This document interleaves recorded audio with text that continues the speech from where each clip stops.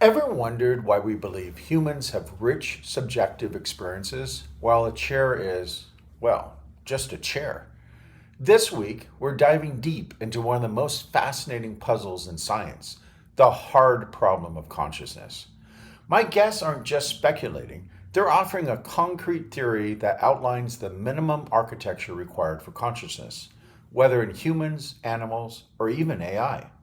We were inspired to do something of that type that have a very, very simple machine model, formal machine model of consciousness that would be simple and yet be fairly powerful. Before we jump in, make sure to hit the subscribe and like buttons. Your support fuels these thought provoking conversations, and trust me, you won't want to miss out on our upcoming episodes on AI alignment and AI safety.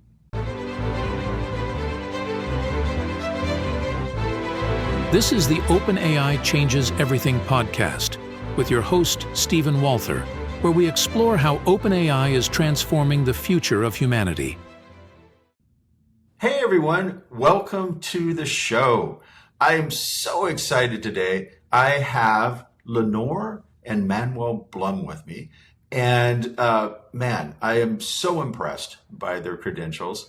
And I'm going to start by providing a brief bio for both of them. So we have with us today Professor Lenore Blum, who is an influential computer scientist and mathematician who has made contributions to the theories of real number computation, cryptography, and pseudo-random number generation.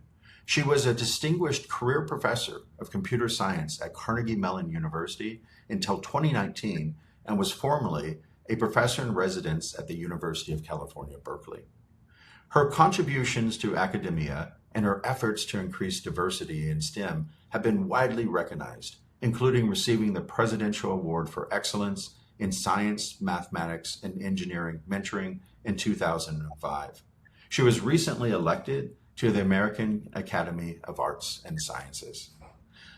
She's also included in a deck of playing cards, which I find amazingly cool, featuring notable women mathematicians published by the Association of Women in Mathematics.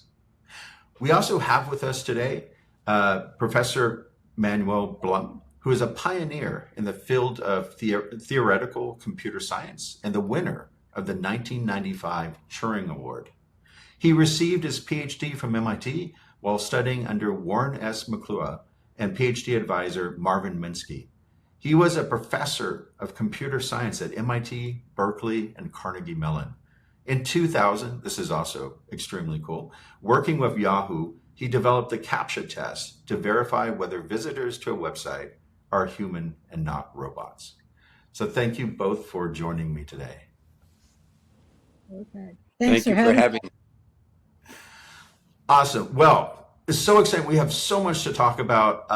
I was very excited to have you today because I'm really interested in your theory of consciousness.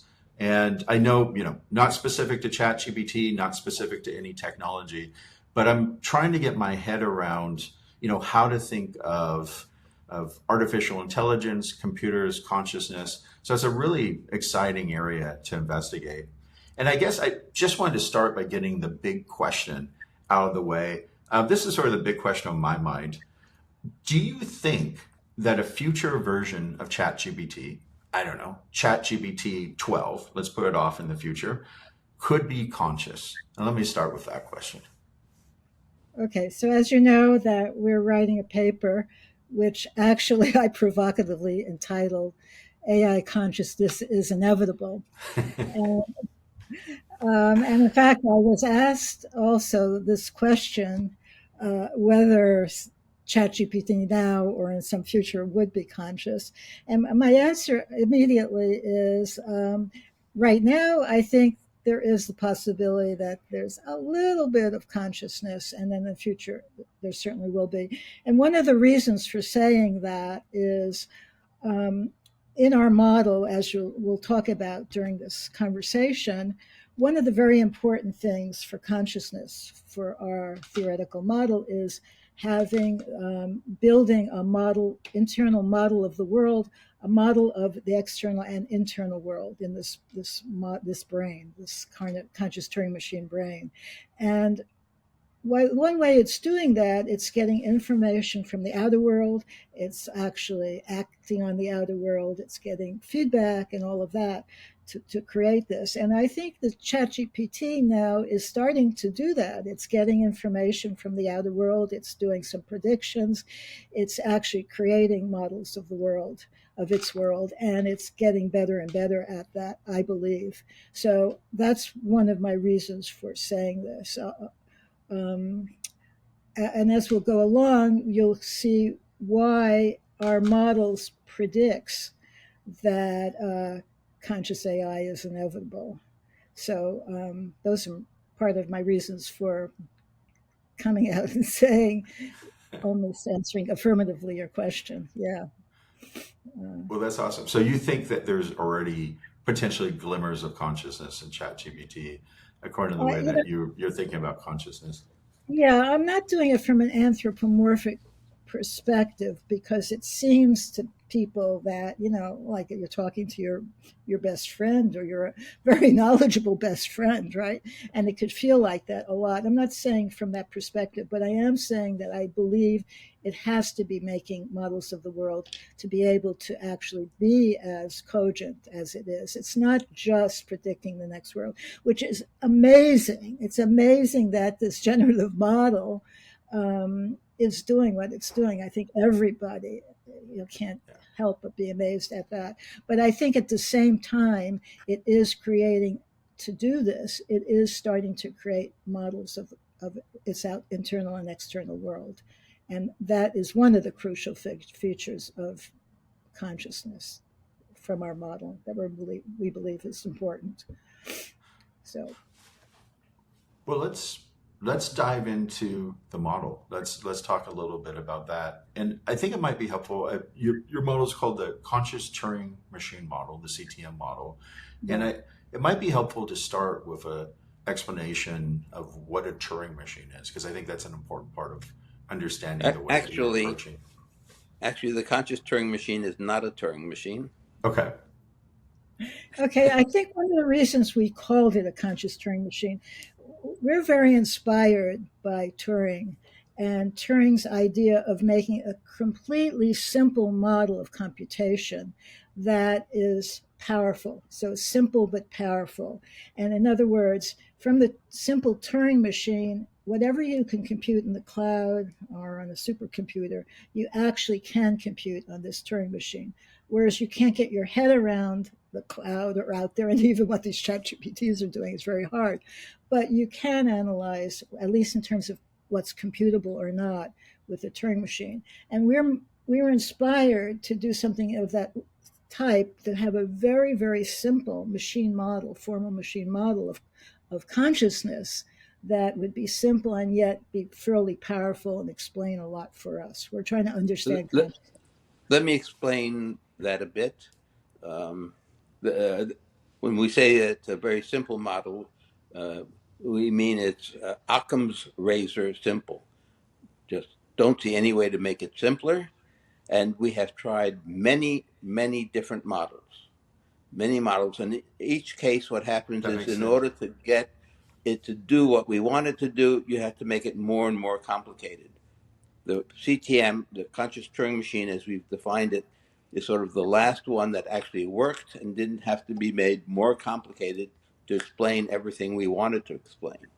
As for what we wanted to explain, we Kevin Mitchell has come out with a bunch of questions saying that any theory of consciousness should be able to answer these questions. And we feel that we've done a pretty good job of doing that with the CTM. Yeah, so actually, that was a great challenge to us. He had written that on his blog, Wiring the Brain, I think last fall sometime. And it actually really it was a nice challenge. We have this model, we have the papers, we have, things like this. We said, hey, let's go through his 16 plus questions and see how our machine could answer them. And in fact, in this paper, conscious conscious AI is inevitable, we go through and answer from the perspective of the conscious Turing machine. But also, I'd like to go a little further about our next inspiration. So it was Turing for computation, we wanted to do something similar for consciousness, but our also big influence was Bernard Barr's model of the theater model of consciousness, which is called the global workspace model, and now the global neuronal workspace model. And it's one of the major theories of consciousness. So that also was an inspiration for us. But as Manuel said, the Conscious Turing Machine, which we call our model, it's not a Turing machine, and it's not a standard global workspace model either. It has quite a few changes that are really critical for our models, and we'll get into that as well. So let me say something about that. I actually got interested in consciousness when I was in second grade, and especially in fourth grade, I was really thinking about it, trying to come out with a model for what's in my head. And all I could think of is, through introspection, is that it felt like there was a homunculus in my head looking out through my eyes, and that to understand what's in my head, I'd have to understand the brain of the homunculus. And in fourth grade, I understood that's not going to work. So I spent a lot of time looking for what might work. And the reason we mentioned bars is that when I heard Barr's model, I knew, wow, that's what I was looking for. That's what I was looking for. And what I was looking for was, he says that in the head, what's in the head is a theater with a stage and a huge number of members in the audience looking at what's going on the stage. That's what impressed me. That's what I was looking for. So maybe we can get into the conscious Turing machine model and talk about the different elements of it, because I think this is a great point to sort of walk through. So what are I know that you set out, and also let me echo back, I think, what I'm hearing you say, because I want to make sure I'm understanding. But it sounds like the goal here was to create sort of the minimal architecture that would work across, sort of man, machine, humans. This is the minimal stuff that you have to have, and you're trying to get it down to simple. The simplest.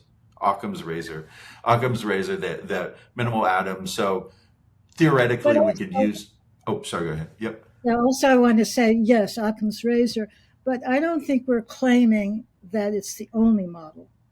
Okay, I want to make sure that I say that I can see, and it's sort of like with the Turing machine. There are many.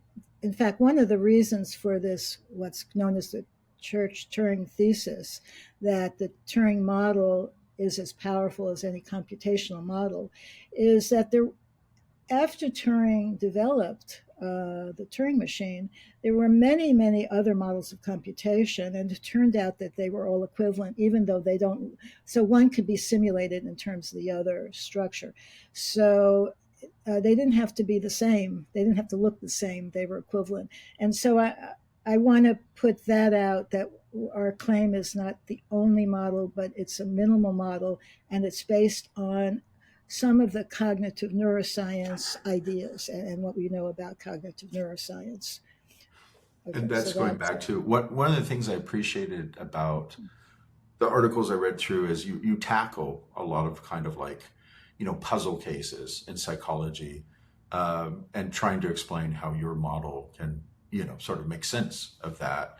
And so it sounds like what you're saying is, well, this model is sort of a minimal model. There might be a bunch of other sort of equivalent things that can be mapped into it. But at the very least, this is sort of like a sufficient conditions for what it means to have consciousness. Correct. Yes. Okay. Sorry, I was just testing my understanding. Well, so let's walk through the theory. Yeah.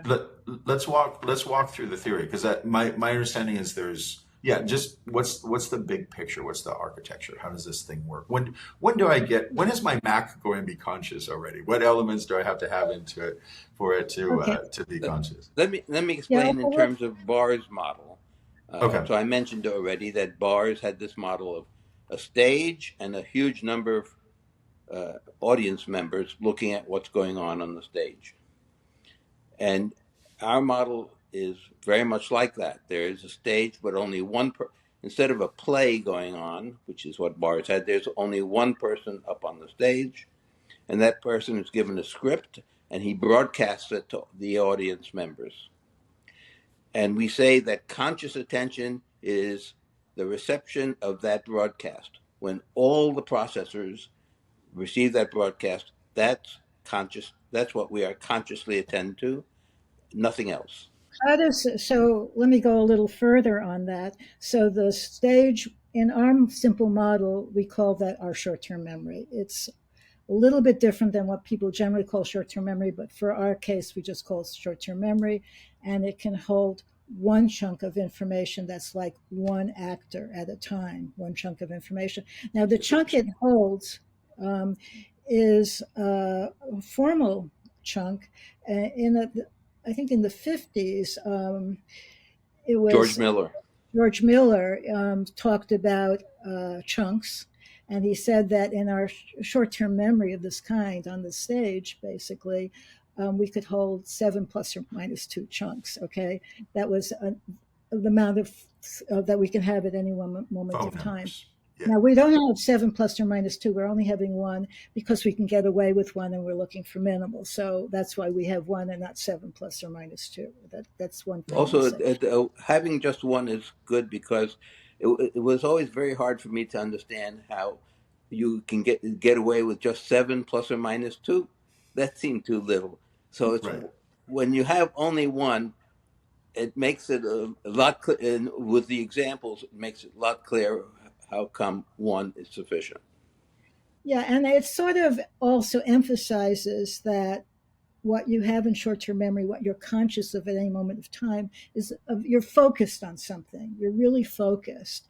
And so if you had too much stuff in short-term memory to be conscious of, you'd be going all around the place. So you wouldn't be able to focus. So, and one is emphasizing that very much, that notion that you have to have a focus. Now, we have a formal broadcast in our conscious Turing Machine, the short-term memory. The broadcast is just it's actually a graph. It's just our tree like. It just comes down with lots of branches coming down to the various processors, and that's the broadcast. And the audience members in our machine, think of those as that's what we call our long-term memory processors. So long-term memory processors corresponds to Bars' audience. And in our particular machine, we're assuming we have about 10 to the 7th, 10 million processors.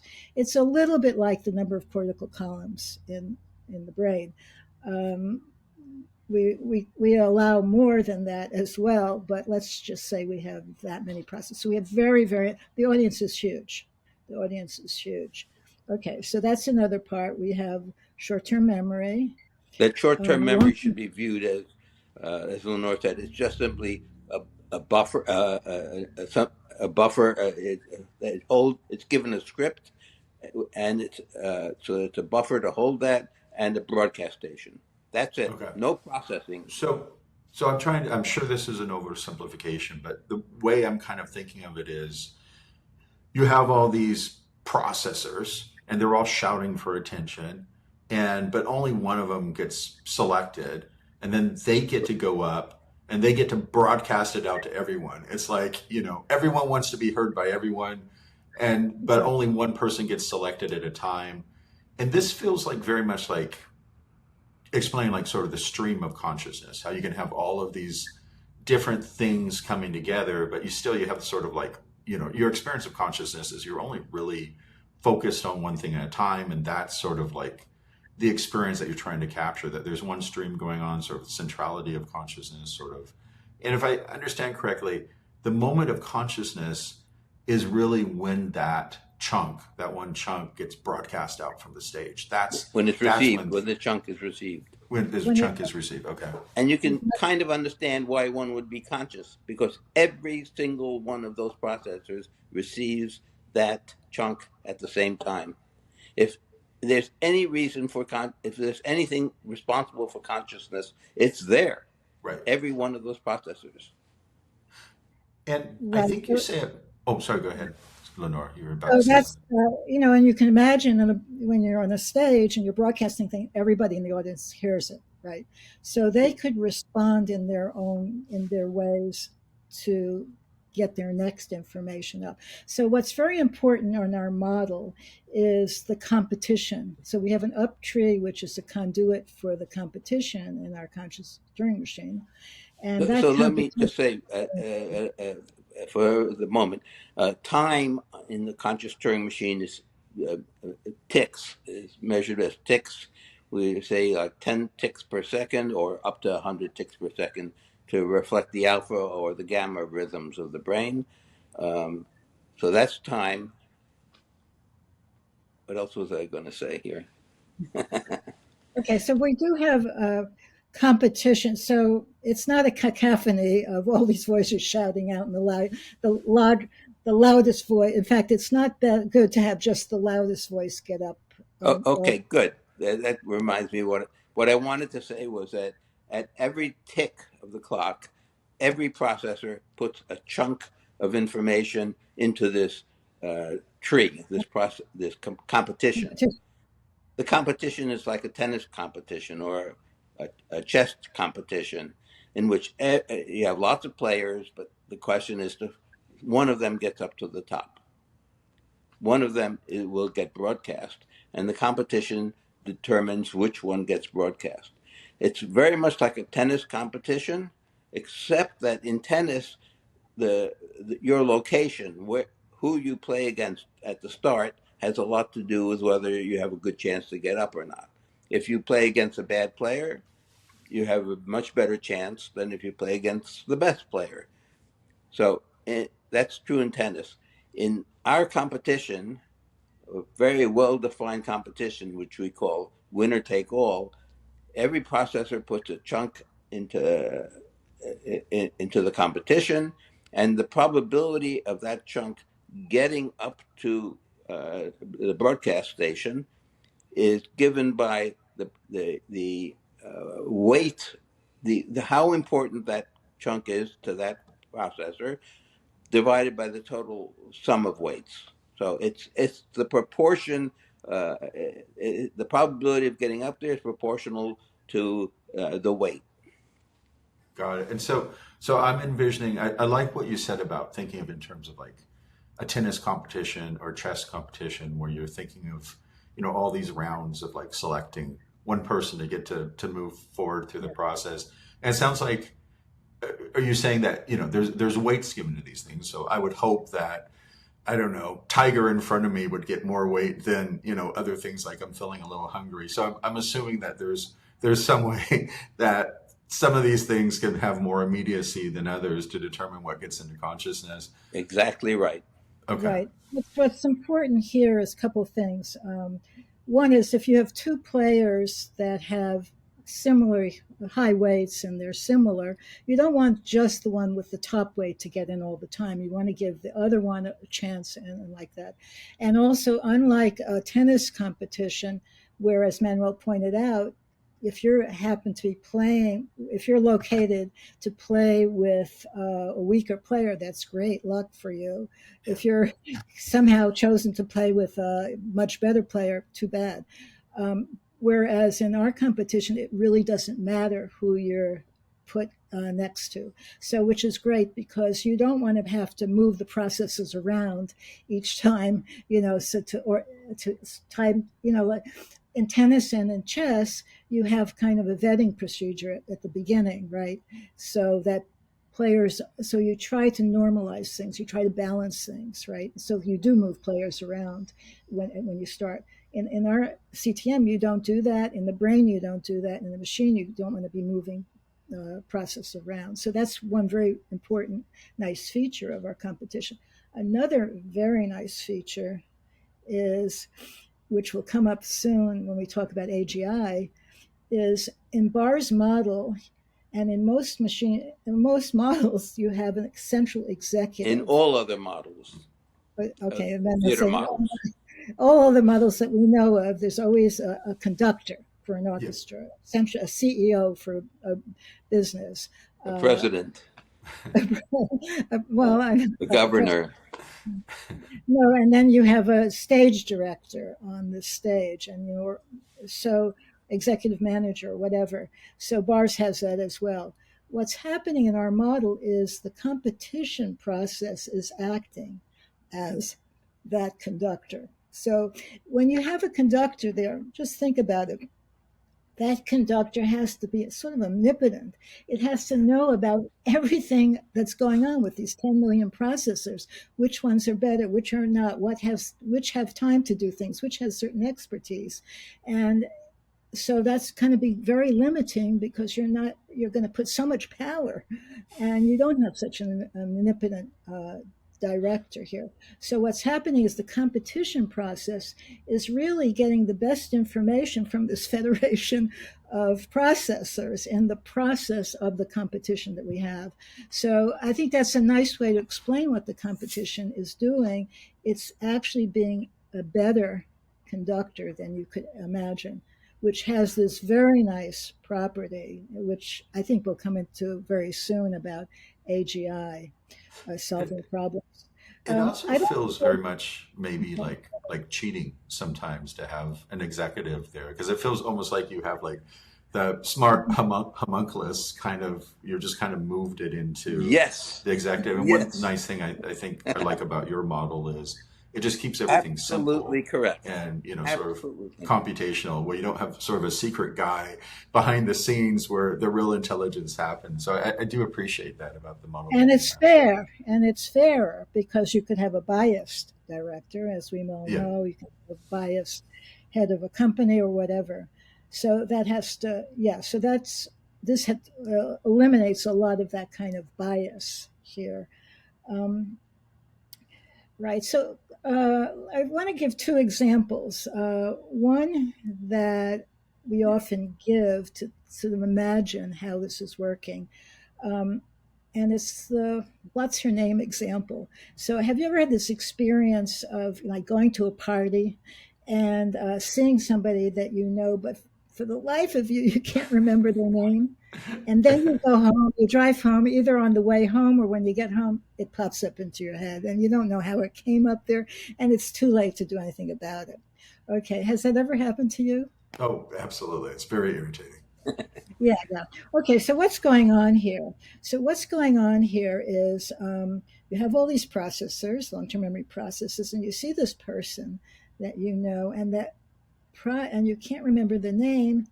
And there's one processor that's so embarrassed at saying, "What's her name? What's her name? What's her name?" Putting a lot of weight onto that question. So that's in the audience, it's in the long term memory process, putting a lot of weight, puts its chunk with what's his name with a lot of what's her name with a lot of weight onto it into the competition, and it will likely win the competition because it'll do it over and over and over again. What's her name? You'll scream it out.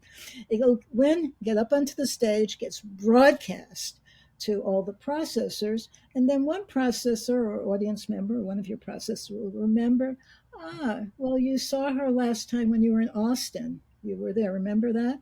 And that processor is pretty sure about that and will put a lot of weight onto that, gets up there, gets broadcast down.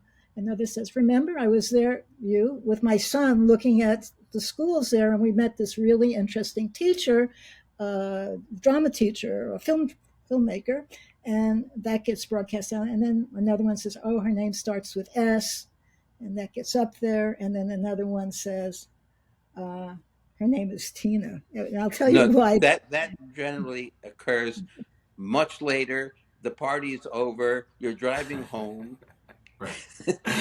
It no longer does you any good. Then it Right. comes up, oh, her name is Tina. And this is very interesting because it shows you that some processor there has been thinking about it. You don't even Right. realize it's been thinking about it. But also, one processor was too bold and said her name started with S, but her name was really Tina. That came up. That's very important for us too, because the processor then that said her name started with S and then later learns that her name was Tina, it will have that processor and built into all of our processes a learning algorithm. It's called sleeping experts algorithm, and it's due to Avram Blum, who happens to be our son, a machine learning guy. And what that inside that processor that gave the wrong information, its sleeping expert algorithm will say, hey, you were way too bold. Maybe cool it the next time. Put a little less weight into your chunks. Okay, so in this case, what's happening is one says S, name is Tina. Okay, so the one that said S was the one that its sleeping expert algorithm says, no, no, no, you were too bold. There was another processor that said T, and it didn't get up to short-term memory. And so, but later on, it found out that Tina was right and T was right. And its internal sleeping expert algorithm would say, hey, you were a little too humble. Why don't you give a little bit more weight to the next time you put a chunk in? Because you really were right. Don't you see that? So what happens is inside all of these long-term memory processors is a sleeping expert algorithm which tends to balance based on feedback. So it's So getting this is feedback. this is like training in an AI model. This is like it, Yeah, it's kind of redoing the weights, trying to make sure that the right information is getting up to a little the like central that. Yes, stage. yes. Okay. Right. Right. So this learning algorithm is, so you can think of the processor when it gives T or S or whatever with a certain amount of weight, it's its prediction of what's right. Right. And from the broadcast, it will learn what the truth was, and then it will be able to correct its prediction. So that's a kind of dynamic which we call predictive dynamics. It's a lot like in other models is called predictive processing, but that's what we call predictive dynamics, when processes are giving predictions, getting feedback, and then these learning algorithms are actually telling it to change its weight giving process to balance things out based on feedback. Right. It just seems So, so strange to me to think of my brain full of all of these unconscious processors working away in the background, trying to figure out, what do you want for lunch? What was that person's name? And I'm not even aware of it in this theory of things. It's just they're off working on whatever they're working on, and every once in a while, it pops into consciousness that there's stuff. So I'm a little worried about what my brain's working on all day. Is it working on lunch? Like, 99% of my processors are devoted to figuring out what I want for lunch or something? Or I don't know. I well, wish I had more control over that. They all have different tasks. Or Yeah. in the baby, CTM, there are no links between the processors. Every processor, this processors are essentially all the same, Yeah. and links only between processors only get generated when some processor asks a question like, "What's her name?" Another processor answers, "It's Tina," and the first processor acknowledges that's what it wanted. Then a two-way link is formed between those two processors, and it's very important that initially processors talk to each other only through the broadcast system. That everything is through the broadcast system. Links are And that created, makes and everything then conscious. That everything initially is conscious before the links are made. yes, and Okay. actually, that's kind of interesting because Alison Gopnik, who's a psychologist who works on with babies and young children, always used to say, she said a lot, and she's written this, that babies are more conscious than adults. And to me, that sounded like a little strange because you don't think of that. But in terms of conscious attention, which we're calling when the broadcast is received, that's conscious attention. And at the beginning, everything the baby is conscious of is going through short-term memory. And so it's going through what we call paying conscious attention to everything. It scatters all around. It may not be focused all the time on one thing or another, but it's all going through short-term memory. So in that sense, in terms of conscious attention, I understand what she's saying.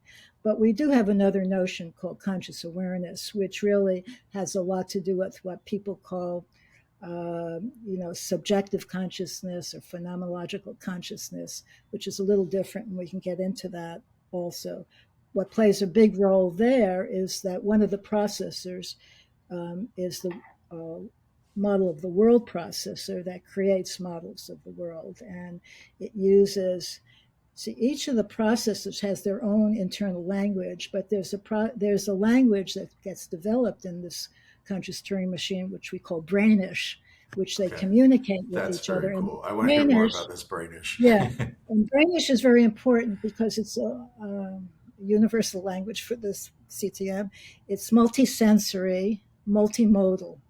So it fuses a lot of senses, it fuses a lot of modalities together in its brainish word and brainish gist. So gist is like a small phrase of brainish words.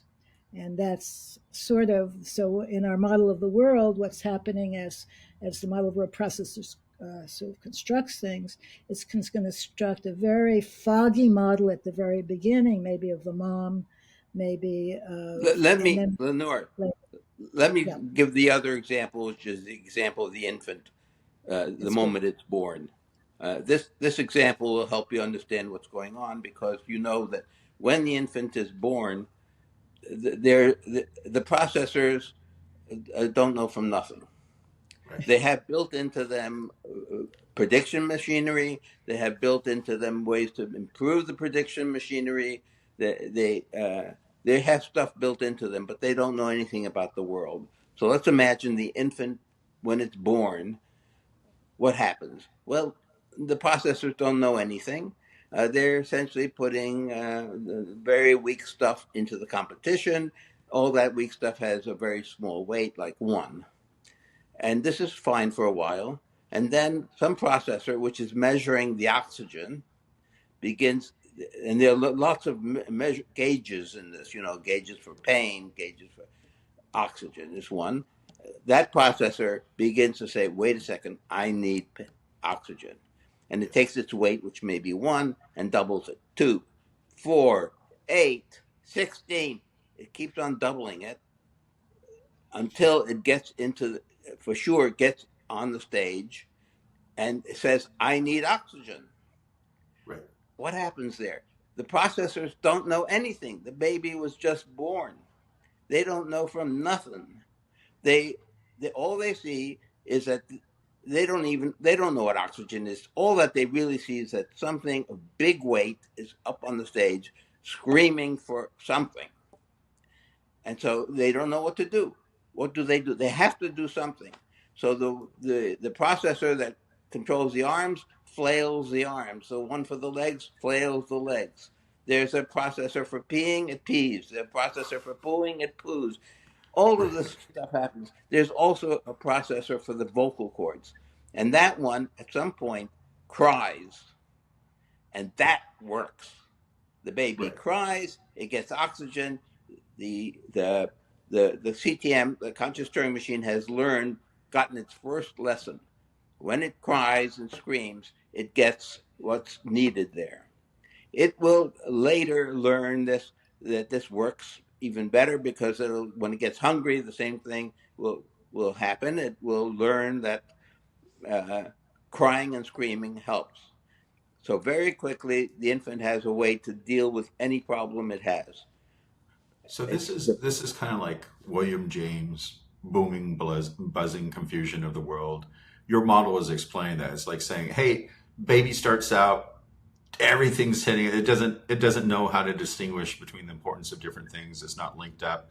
But your model explains sort of how certain things get spotlighted over time, so that it can start, the baby can start ordering and making sense of what's the most important thing to pay attention to, because otherwise it's just everything's there. It's too much. It doesn't know how to distinguish between what's important and what's not important. Also, you But get there the also, first word that the baby has learned. This is the first word in Brainish. The the processor that screamed it needs something. Yeah. It has an address. There are 10 to the 7 processors. It has a 7-digit address. This address could be the Brainish word for pain. Every processor knows that worked. That's what worked. And so when they want to And talk about something that we call pain, they use that word as pain. And the reason you need this universal brainish language is to ensure that there's a common way for all the processors to talk to one another? Is that really the idea, that there's a Yes, standard communication framework? Because otherwise you couldn't create these, trainings and learnings and linkages between things, because there'd be no way to sort of broadcast the same a- information across. Okay. absolutely correct. And No, we've been asked also, like, what's the grammar of this brainish? Right. And I think the answer is that it's very much like, let's see, what's it called, a Creole language. You know, when immigrants first come to a new country, they speak some kind of they don't know very much, but their children make up a language which, no matter whether it's German or French or Spanish, I don't know about Chinese, haven't looked into it, but no matter what, the grammar is the same.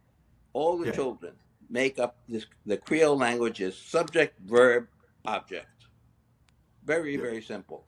Um, we're saying that that's the language of this brainish. The okay, I would grammar, like, sorry, of the brainish. yeah, so that's the grammar and that's the way they communicate, but it's much more powerful than that because each of these words in brainish, if you notice, they're going to be multimodal. We see the one that comes up first for pain is going to be, it's going to be over time, it's going to be associated, first of all, with the pain of not of needing oxygen, then the pain of hunger, than other pains it has, and it's going to be a little bit more. And these senses actually are going to fuse. So the brainish word is really a sensory, a multisensory word, and it's a multimodal word. So it'll have different kinds of modalities fused together here. So when Manuel says the first word of pain, it's going to be really associated very much with the feeling of pain as we go on. And in its model of the world, it's going to have a model of hunger associated with pain and all of this. And so a lot of the subjectiveness that this CTM is feeling is through its labeled objects, subjects, or labeled objects in its model of the world, labeled in brainish. So after a while, when it gets milk, for example, with hunger, it's cry out because that's all it knows to do when it wants something right away. Hunger is pain. Hunger, it cries out. Hunger, crying gives it the oxygen it needs. Now crying will get its mother to give it milk. Okay, so now it understands that this crying has a lot of applications, if you will. And then it will associate its mother's milk, either the breast or the milk, with alleviating the pain. And that may be its first word for pleasure, actually. And so that word then evokes a lot, that very primal word, the primal word for pain, now the primal word for pleasure, again gets developed in brainish more and more. And that's really coding up its feeling of pleasure. And then when it sees the mother again in the small world, which starts out as a little blob, it'll associate mother with pleasure. And that label, that brainish label, will be there. So the brainish is starting also, not just for communication, but it's starting to fuse a lot of these things that we're calling subjective feelings as well here. And that's being, it's building The up. fusing comes about because the word is used, the pain word begins to be used by many processors, by the one that see, the vision processor, the hearing processor, many different all the processors are using that word. And so it becomes multimodal in that way. And So, more meaningful than just this, just the word for pain has much more attached to it in brainish than just pain. So you can think of that pain makes, as being yeah. emblematic of all the things that pain means to the CTM. So I wanted to ask you, I know you talk about a connection between your model and explaining artificial general intelligence, which I know, is an area right now very challenging with an AI. And I'm curious, how does the CTM model help us understand general So intelligence? it's a very good question. Let me mention that before the CTM, there was a blackboard model that was used by Rod Reddy for speech. A wonderful model. Uh, in the CTM, so the blackboard model, every processor has access to a part of the blackboard where it can write and it can read everything. In the CTM, there's only one chunk that gets up on the stage. There's only one chunk that's seen by every. There's a focus. It's not like a blackboard where each processor has its own right. Only one processor gets up there, and all the processors focus on that. So this is an example of how the CTM is doing something different from what was done before. It's a suggestion for how to go on. There are other suggestions that come from this CTM. For example, you can stop me if I'm going too far, but for example, there's a question of how a task should be assigned. You had trouble remembering names. I can imagine that you would like to have some processor take up the task of remembering names. I should get such a processor to remember names. If you ask a computer scientist how you would assign a task to how you would choose the processor to assign the task, they might say, for example, I'll keep a list of all unused processors and give the task to the first unused processor. That's a typical thing. But in the CTM, Yeah. the way it's done is different. The way it's done is if there's a task like that, that task is taken up by all the processors to the extent all the processors that have any time to spare will take that up. And different processors will have different abilities, and some will be better at it than others. And what happens is, of all these 10 to the 7th processors, one processor gets up on the stage to remember names, and the processors can see, oh, what I had to offer is not as good, or what I have to offer is better, and so half the processors can drop out. If a processor doesn't know whether it's better or worse, it tosses a coin. Half the processors drop out at the next moment in time, at the next tick. Uh, Again, half of the remaining processors, so you're left with only one quarter. The point is that very quickly you converge on the processor or processors that are best suited to doing that job. So That's interesting. It reminds having me a of like conductor, design competitions when you're building a website. Yeah. right? Having Sorry, a go ahead. conductor, I'd the like to conductor follow wouldn't up on know that. who to assign that job to, but this way the job gets assigned to uh, really the right processor.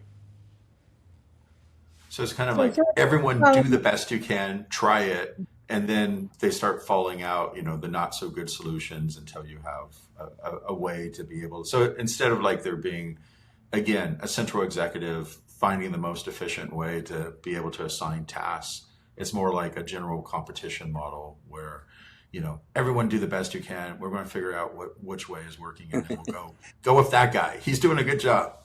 Excellent. Yes. Okay. So I'd like to say that in a slightly different way. Okay, so in terms of what Manuel said is sort of the beginning of an AGI, and this is another way to think of this as an AGI. So suppose this, and in fact, that we've been using the words the CTM, that means Conscious Turing Machine, right? So our CTM, suppose our CTM has a problem it wants to solve, okay? Any problem at all. Let's say I'm a mathematician or theoretical computer science, and I want to know about the Riemann hypothesis. So I want to know whether P equals NP, for example. That's the CTM. What that means, if the CTM wants to solve a problem or know something, that means that there's some processor in the CTM that really has that problem. And so that processor will say, I'd like to understand or find out if P equals NP. And I'll put a lot of weight on that chunk. It'll get up onto the stage. Now, uh, So what's happened is that chunk then gets broadcast all around. And even though the CTM as a whole doesn't know which processors would have the information or the interest to deal with that problem or anything like that, once it gets the broadcast, there are processors will say, hey, that's an interesting problem. And I know they've used all of discrete mathematics to look at it so far, and I'm going to use something very different. Now, I'm going to use my algebraic geometry ideas, and I'm going to look at it that way, and puts a lot of weight on that, and that goes up to short-term memory. And then it gets broadcast, and other processes, hey, that's really interesting. I'd like to work with you on that. I'm going to put in algebraic topology now into what your algebraic geometry, and let's see how that combines together to look at this problem. And then they start to work together on this. And this is how the CTM could start to solve problems, even though if you had a conductor, wouldn't know which processors would have the interest or the knowledge or desire to work on this. So there's another way of thinking about task giving that Manuel was talking about. So this is again why the decentralized decision making through the competition would be a much better than having a central executive in control of it. And so that's why we see it as a potential, at least architecture for getting the best out of for AGI and getting the best out of this federation of processors. So the architecture here would be a very good, we believe, and some kind of competition like we have would be a very good model for AGI. Or if it's okay, I'd like to switch gears a little bit because we've been talking about, okay, we have this minimal architecture for consciousness. And I know there's a lot of philosophers who would push back on this model because they say, well, you've explained everything except for the most important part of consciousness. And like, for example, my professor at Berkeley, long time ago, Professor John Searle has something famous called the Chinese room argument. And let me just spend one moment talking about the argument because I'm really curious about how you think about it. But the basic idea of the argument is you're supposed to imagine that you don't speak Chinese, you get locked in this room, someone grabs you, throws you into a room, locks you in there, and they'd say, hey, here's a rule book. You have to follow this rule book. In a moment, there's going to be these little messages written in Chinese on these pieces of paper, going to be passed into the room. You have to follow the elaborate rules in this rule book and figure out which messages to pass back out again. And unbeknownst to the poor person locked in the room, there's a person who speaks fluent Chinese outside the room who's writing, hey, how are you today? Messages like that, passing into the room. You're in the room, you don't speak Chinese, you follow the rule book in a very mechanical way, and then you return the message back out again saying something like, I'm doing great, how are you? And so there's a whole conversation going on. And the point of this example is this is supposed to be an intuition pump. The idea is that, intuitively, the person in the room has no understanding what's going on at all. They're not conscious they don't even speak Chinese. And so this idea that all consciousness can be is pushing around symbols, this shows that, this shocks our intuitions here because obviously there's a lot more to consciousness than pushing around symbols because we don't think that poor guy locked in the Chinese room is conscious at all. So that's the example. Can I answer to that? I see Lenore would like to answer too. So our answers are a little different. So I'm going nice. Okay. Mine.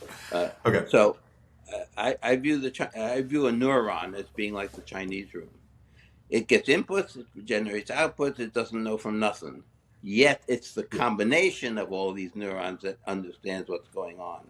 In a computer, it would be a transistor. Transistors get inputs, generate outputs. They don't individually know. They are kind of like Chinese rooms. They don't know.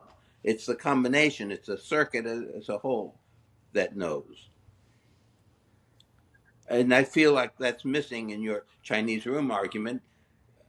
Maybe you can respond to that.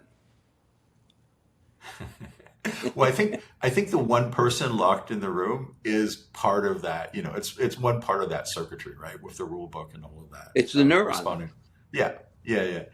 Right. And I take it what you're saying is, you're just too low level in that situation. So of course you're not conscious. The real conscious stuff is at a higher level where you have the whole interaction of the rules. I mean, honestly, the Chinese room argument is a little because it plays off the fact that it's so simple following the rule book, but to make it realistic, to make it chat GBT level, I mean, we're talking about a lot of extra chat. Sorry, Lenore, I see that you want to respond as well. Yeah, well, I think Cyril just didn't imagine ChatGPT because, in fact, what he's actually doing is creating ChatGPT there.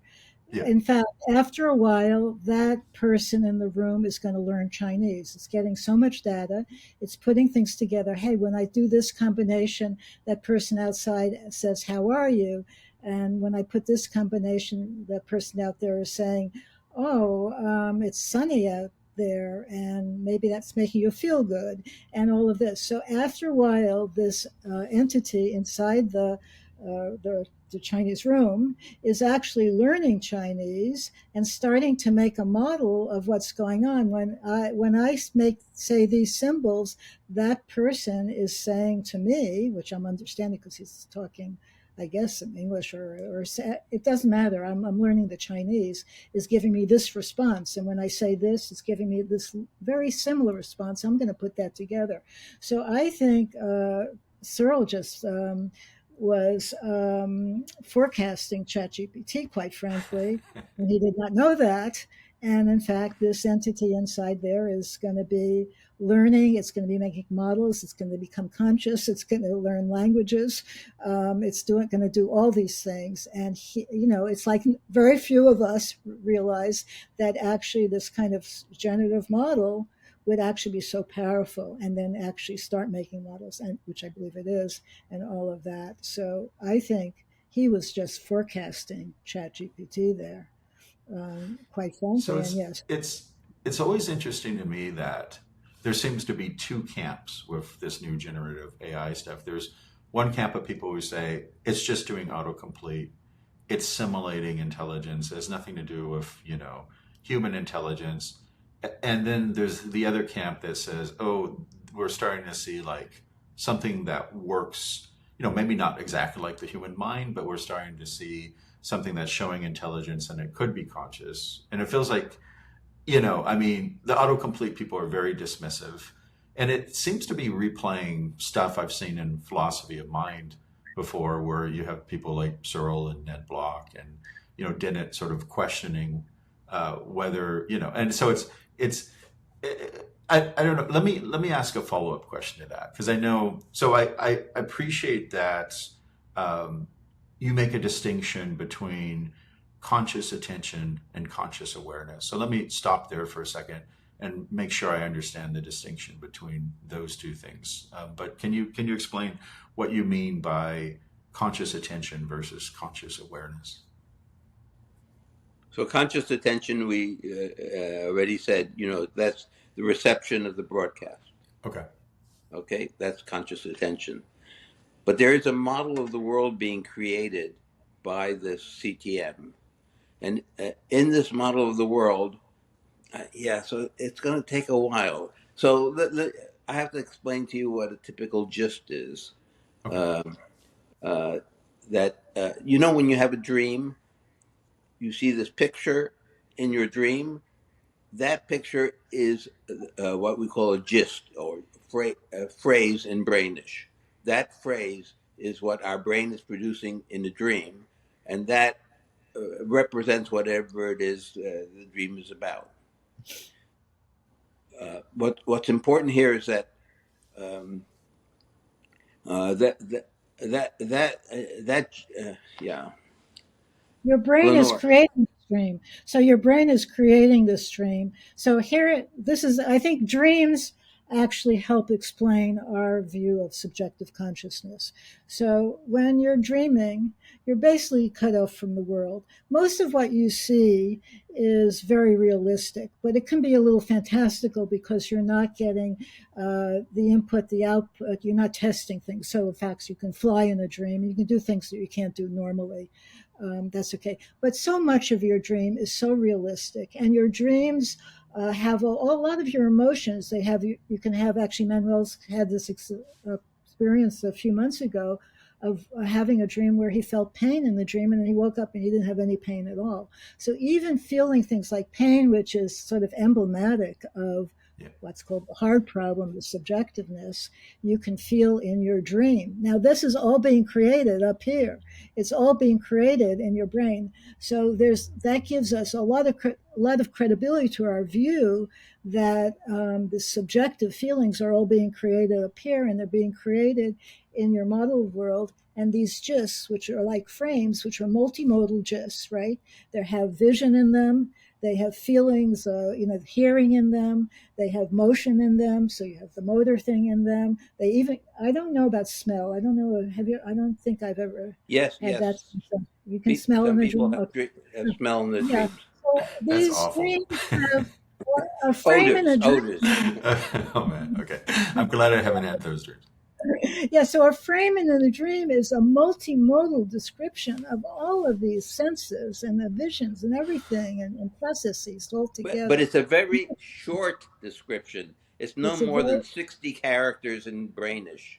It's a one line. You so, can but that is represent it with evoking in English. you It's all of very these short. It subjective has to be short to feelings, go through the and we're competition. saying that's exactly what's happening in your model of the world. You're creating these things which are exactly what's happening in your dream, and that's what's happening in your waking consciousness as well. So we're saying, think about dreams. That's a very good analogy to our view of conscious awareness, which is conscious attention plus that the gist or the chunk is coming from brainish labeled uh, brainish labeled episodes in your model of the world, brainish labeled uh, pictures in your model of the world, and those when you're paying conscious attention of those, Yeah. these very rich brainish labeled gists. That's what we're calling conscious awareness. Let me make The sure I'm. labels, by Oh, the way, sorry. are kind of like colors or paints. There's a label or tag that's attached to things that in the model of the world that are self. This is self. My arm is self. My leg is self. You, as much as I love you, are not self. So there's self and there's not self. So things are tagged like that. And this tag is kind of like painted with the color of self. And there's another uh, tag for pain. Some things are in pain. So, for Okay. example, if you have a bloody knee, you've just skinned you fell, you've got a skinny knee, there's blood there. That is labeled self, and that's labeled pain. But there are these anomalies that Lenore is talking about, where maybe it's labeled one of these, but not the other. It's labeled pain, but not the self. There are people with this anomaly where they have pain, but they don't feel it's part of themselves. It's like somebody else's pain. And there are some that have something that they might see it as self, and others that might see it as not self. These anomalies actually do occur. There is a particular anomaly called pain asymbolia. A Huh. person with you can get hit on the head and get pain asymbolia, and what happens is the person who has pain asymbolia knows it has pain. Before it got hit on the head, it knew it had pain. It knew about pain, so it knows it has pain, but it doesn't suffer. It's a Huh. very interesting thing. This person does not suffer the way we normally would. Right. That's pain asymbolia. Kids that are born with pain asymbolia rarely live past the age of 3. They don't have pain. They don't suffer from. Well, they have pain, but they don't suffer from it, That's and awful. they end up biting their lips. Yeah. They just end up destroying themselves. Putting their hands on a stove and all the different. Yes, Yeah, no that's problem. horrible. That's horrible. Well, so I'm trying to get my head around this. So let me try to echo back what I'm hearing. But it sounds like okay. So you make a distinction between conscious attention and conscious awareness. And my understanding of conscious attention is that it really explains, why some thoughts get into the light of consciousness. It explains sort of the stream of consciousness. It explains sort of like why we're aware. Well, I shouldn't use the word aware. Why we're attending to certain things versus others. But then conscious awareness is what people talk about, like when they talk about the subjective experience of consciousness. And the theory that you have about conscious awareness is very tied up with our model of the world about being able to assign that this is something that I'm experiencing versus just something that's happening out in the environment, and using brainish, we can label it in different ways with pain and things like that.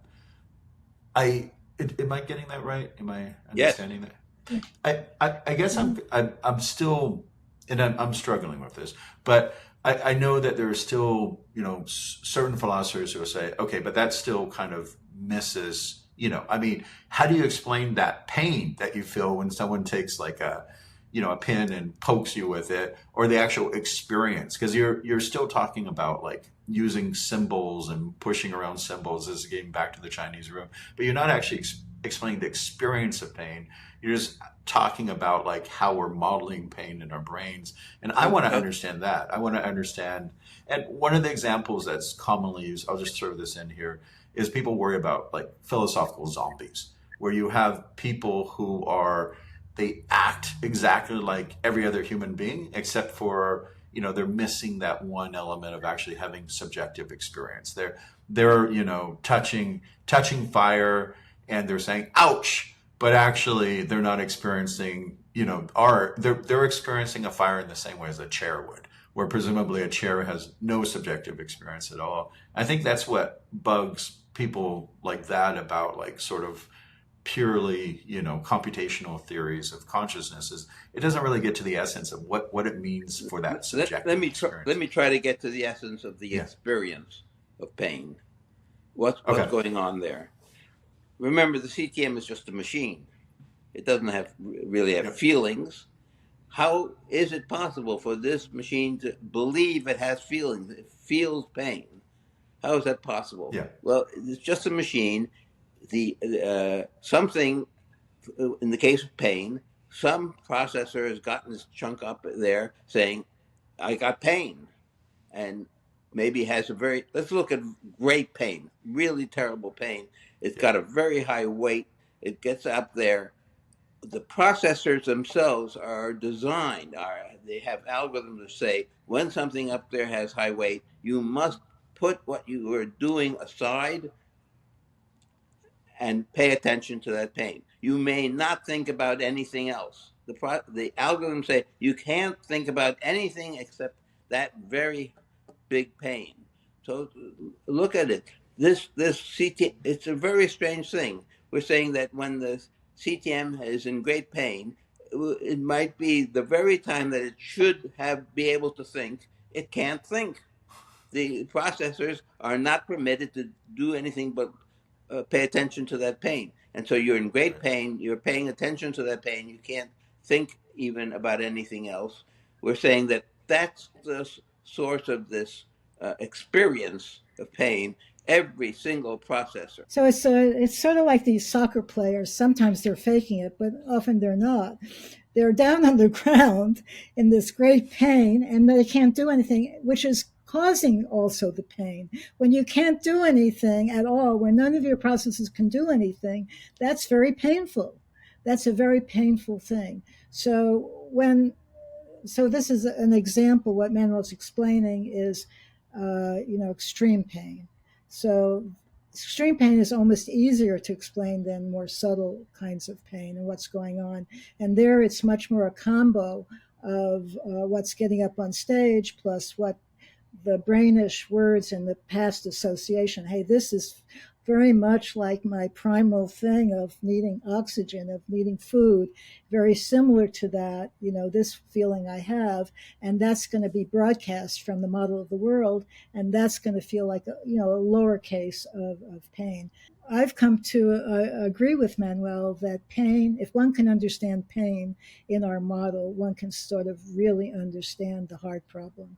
And in Yeah. fact, what I'd like to say about the heart problem, I see that as Chalmers' challenge to show that a computational model can have subjective feelings, rather than a lot of people have interpreted it as, these are the easy problem, which is more associated with attention, and the hard problem more associated with subjectiveness. There's no the twain can't meet. But I Right. take the hard problem as a challenge to show that you can have a computational model that can explain the hard problem. And I think that's what we're sort of saying here. Now, I want to also say that this idea resonates with a lot of other people in consciousness and in neuroscience. For example, we're very much in line with Michael Graziano's attention schema theory. He's basically saying, in terms of the model of the world, saying the attention schema is very much like our model of the world. Um, but also, Dennett's and Frankish's little bit illusion. I hate that word, and I think it's very misleading, but it is a little bit like that consciousness exists. It's just not what you think it is. And I think what Yeah. we're a little bit aligned with that. It's different than what you think it is. And we believe that we can give a computational explanation through this brainish and model of the world and the way the architecture of this global workspace is. So cognition becomes a big part of it, but the model of the world. So I think the earlier look at the global workspace was much more focused on cognition. But we're saying that model, the global workspace, really, with the addition of model of the world processor, really, and brainish, really can address the question of subjective consciousness. Another thing I'd like to say is, as you know, there are these many, many different theories of consciousness. And one of the things we did in this paper of ours, that conscious AI is inevitable, we go through a number of these theories and show at a high level where the CTM aligns, at least at the high level, with many of these theories. And what's interesting about that are twofold. One is that many of these theories are at loggerheads with each other. There are these big debates about this. And what we're saying here is, hey, there's another way to think about it. They're either compatible or complementary. If one model, or the CTM, can align at least at a high level with them, they're complementary, or they're consistent.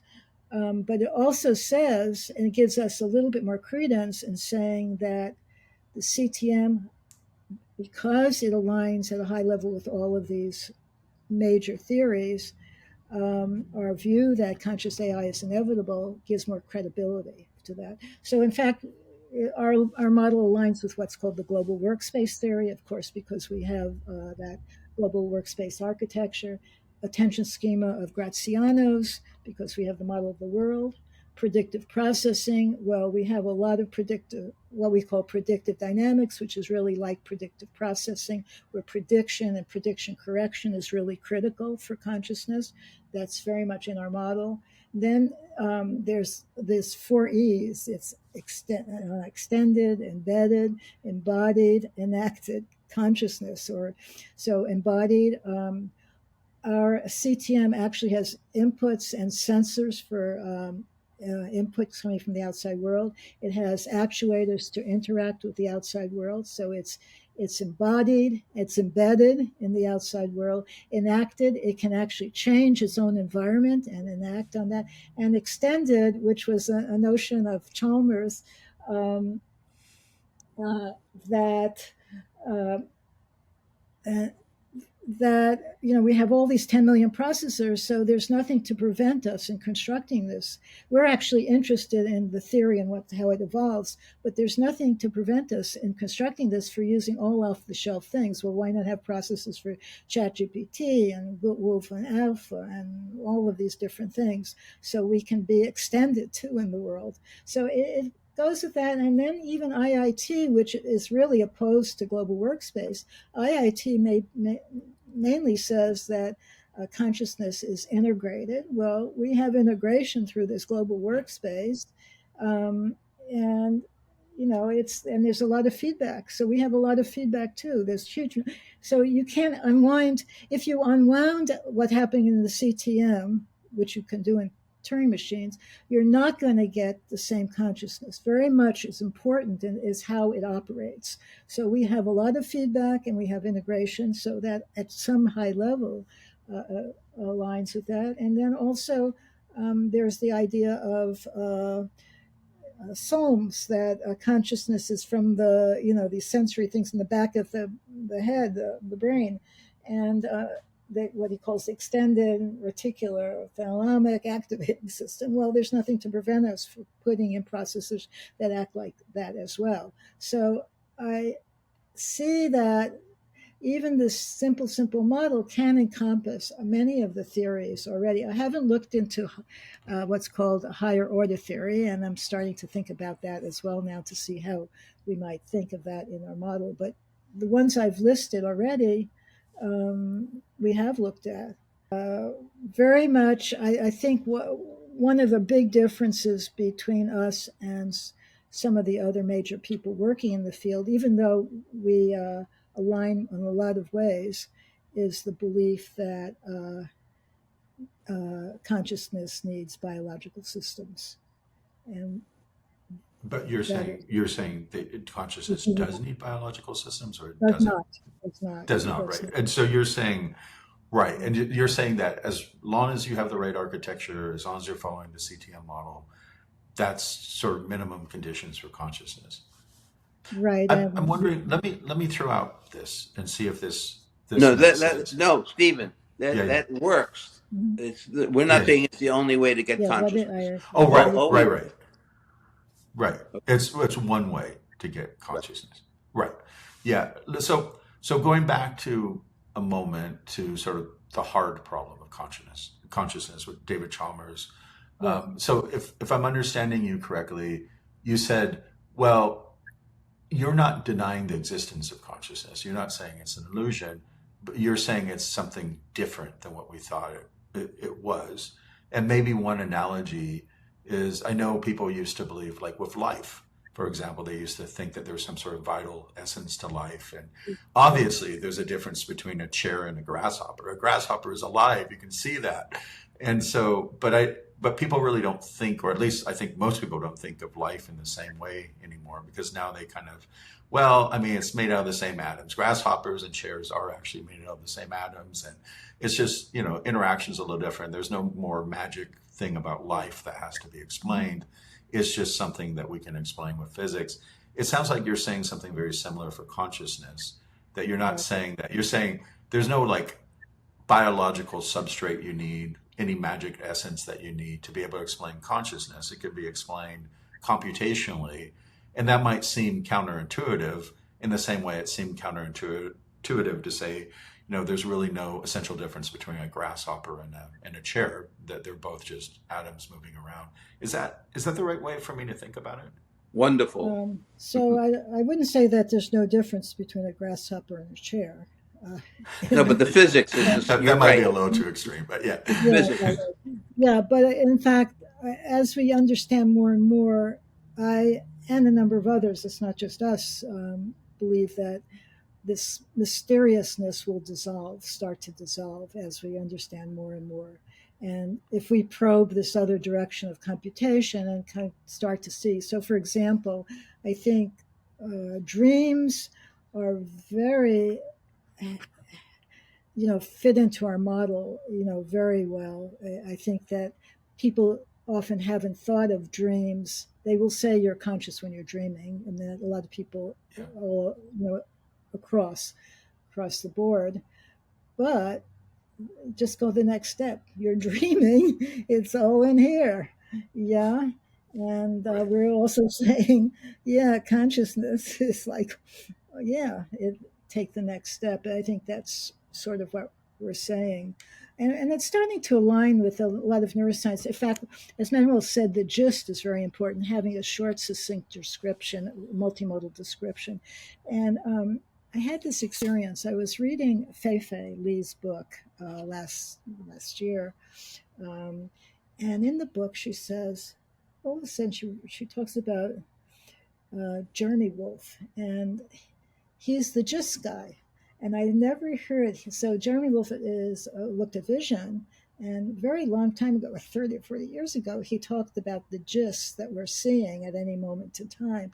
And I was thinking that going back to vision, we're sort of looking at consciousness in very similar ways, that people who really understand there's the whole world out here, and how come, we only have a certain amount of information we can compute at any moment of time, and how come we're seeing it? Well, we're not. We're only seeing a gist at any moment, Right. which we're elaborating, or we're doing saccades around, but we're elaborating on that very small gist of visual information.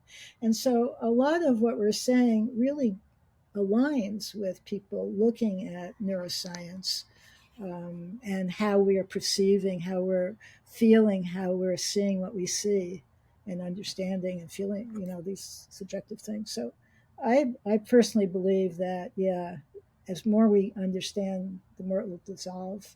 And I also wanted to say another alignment that I found was with evolution. So Eva Jablonski talks about the evolution of consciousness, and then she talks about how one gets a global workspace. So even our structure she views as evolutionary.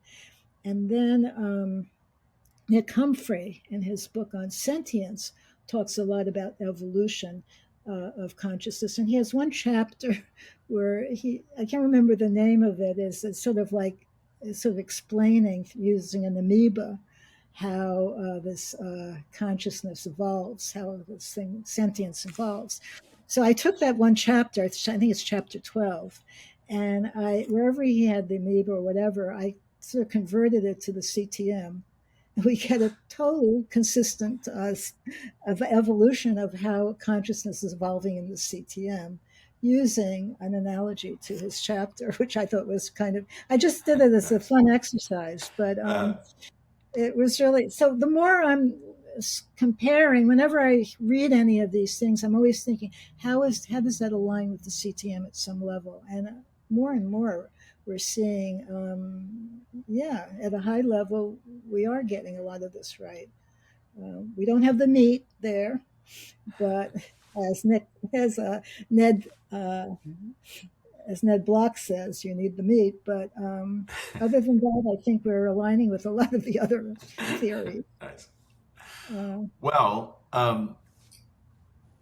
what's the best way if people in the audience want to, sort of track the work that you're doing, learn more about the work you're doing? What would you suggest? What resources? How would they find out more about this? You should Google for Archive Blum Consciousness. Any final thoughts before we wrap up? Final thoughts.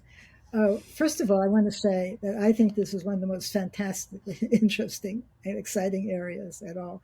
And Manuel and I think we're having so much fun working on this. This is something that he's been interested in since he was a kid. He didn't tell the story how he was diverted from studying this, because until it became in the 90s an acceptable scientific area of study, nobody was allowed to work on consciousness. And in fact, when he told Warren, who was his mentor, and Warren was really such a supporter of everything Manuel did, when Manuel said he wanted to work on consciousness, Warren said, "In no way will you do that." The only time ever that Warren ever said that. And when I went into other things, I was studying mathematics. And so he's been thinking about all these years. I got interested in maybe 10, 15 years ago when I realized so much of neuroscience had developed, particularly because of fMRI, being able to look at the brain at that time earlier. Now it's actually being able to look at the brain is much more sophisticated, but allowed people to look at the brain non-invasively and see what was going on. And that changed a lot of neuroscience. And realizing that neuroscience had developed a lot, I became interested, started looking at these books and papers, and I told Manuel, hey, it's about the right time for you to get back into it. And when we stopped teaching, we really have been working 24/7 actually together. It's one of the most exciting things I know one could work on. And it combines neuroscience. And, young people often ask, what should I study? And my advice is always, you should have a discipline to hang on to. So whether you're going to philosophy or neuroscience or mathematics or biology, you should have something to hang on to. And I think that's really important. And then you should be open to the interactions of these different fields and learn other things as well at the same time. But I think you have to have a base. I don't think you can come in and just say, I'm going to work on consciousness at this level. And, we're using our background in theoretical computer science here. People use their background in neuroscience. People use their background in philosophy. And that's, I think it's very important to have a base. So I say, young people, consciousness is a great area to think about, but also have a firm scientific base. Manuel, any closing thoughts? I'm done. You're done. Okay, that works for me. Hey, thanks so much. This was a fascinating conversation. I learned a lot. I really enjoyed reading through your articles, and I especially enjoyed talking to you about this topic. I think it's, it's on everyone's mind right now because of the advances in AI, and I'm excited about where your research is going. So, I just want to end with saying thank you.